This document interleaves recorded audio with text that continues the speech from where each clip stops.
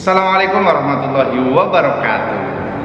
Kembali lagi di Warna-Warna 86. Di video kali ini kita akan membahas atau akan berlatih bagaimana cara menyambungkan dua buah pipa yang ukurannya sama dengan sambungan permanen atau kita menggunakan sistem bracing. Penasaran?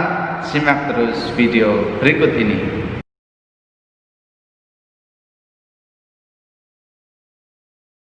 Baik teman-teman, di sistem sambungan pengelasan ini nanti akan ada 3 cara, yaitu pengelasan vertikal menghadap ke atas, pengelasan horizontal, dan ada vertikal menghadap ke bawah. Akan kita contohkan di video kali ini. Yang pertama adalah pengelasan vertikal yang menghadap ke atas. Tidak usah berlama-lama, langsung kita ke prakteknya. Baik teman-teman, di sini saya sudah ada dua buah pipa yang ukurannya sama, ya. Karena ukurannya sama, maka kita butuh melakukan namanya adalah switching, ya, untuk mengembangkan ujung pipa seperti ini, ya. Bagaimana cara membuat switching bisa lihat di video saya sebelumnya, ya. Oke, selanjutnya, langkah selanjutnya setelah terjadi proses switching seperti ini, sebelum melakukan pengelasan, alangkah baiknya kita akan membersihkan atau mengamplas ujung yang akan dilakukan pengelasan, ya. Baik yang sisi satunya ataupun sisi dalam dari hasil switchingan di sini. Contoh seperti ini.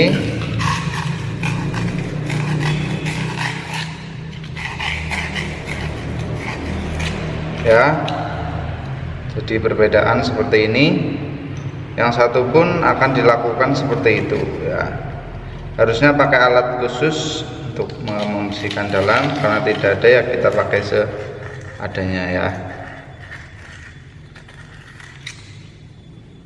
Sudah.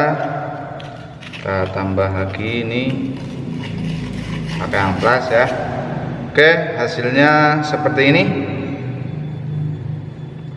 Nah, ini tujuannya untuk apa? Supaya perekat dari filler nanti yang akan dimasukkan itu hasilnya akan lebih bagus. Jadi akan lebih kenceng saat dilakukan pengelasan di sini. Paham, ya? Oke, lanjut ke step selanjutnya. Kita posisikan di ragum sini. Posisi seperti yang tadi saya sampaikan, kita akan berlatih untuk proses pengelasan yang ke atas. Kita pasang, ya. Adapun alat yang mendukung selanjutnya adalah ada seperangkat alat bracing atau seperangkat alat las. Kebetulan kita menggunakan las LPG dan oksigen, ya.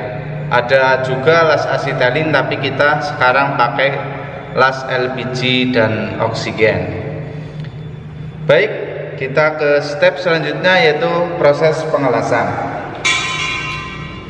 Kita siapkan satu alat pengelasan. Kita coba nyalakan nyala apinya. Kita coba tes untuk nyala apinya.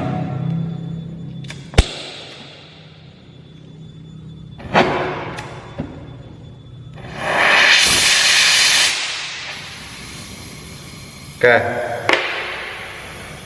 Untuk nyala api itu sendiri kita sesuaikan dengan kebutuhan, ya teman-teman.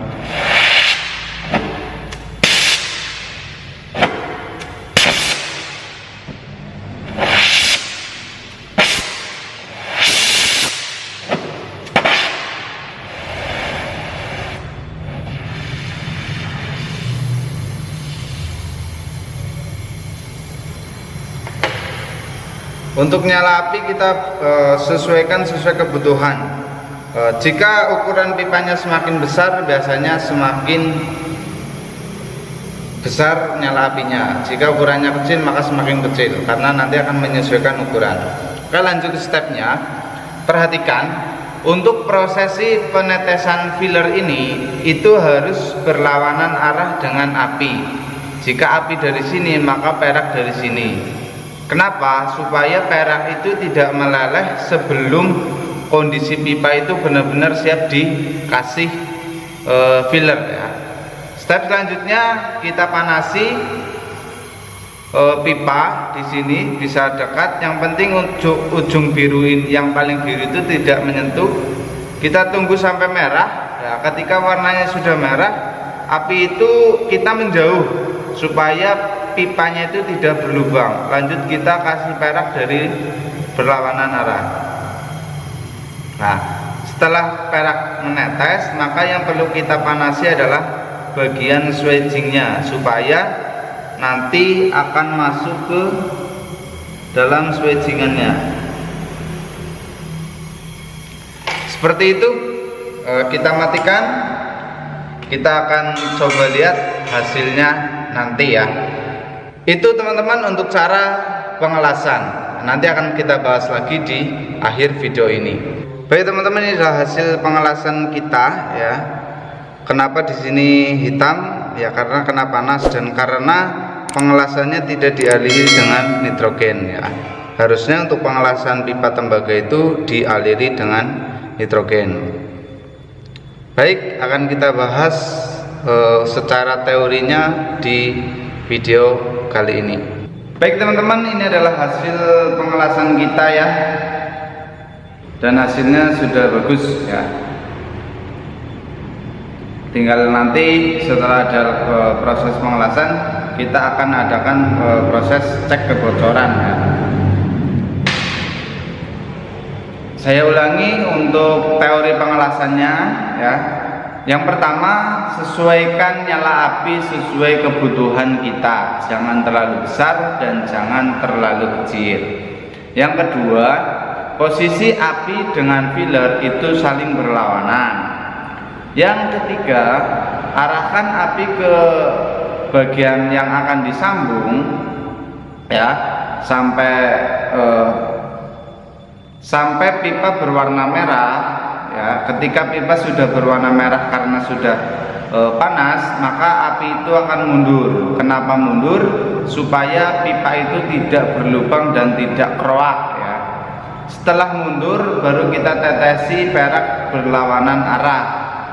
Ya, setelah perak itu berlawan arah dan menetes atau melebur, maka kita fokus memanasi di bagian swedgingannya. Kenapa? Supaya filler itu mengisi penuh bagian swedgingannya. Itu teman-teman yang dapat saya sampaikan, semoga banyak manfaat. Apabila ada kritik saran silahkan tulis di kolom komentar. Jangan lupa like, share, dan di subscribe channel Warna-Warna 86 untuk kelanjutan video pengelasan vertikal yang menghadap ke bawah ya. Terima kasih. Assalamualaikum warahmatullahi wabarakatuh.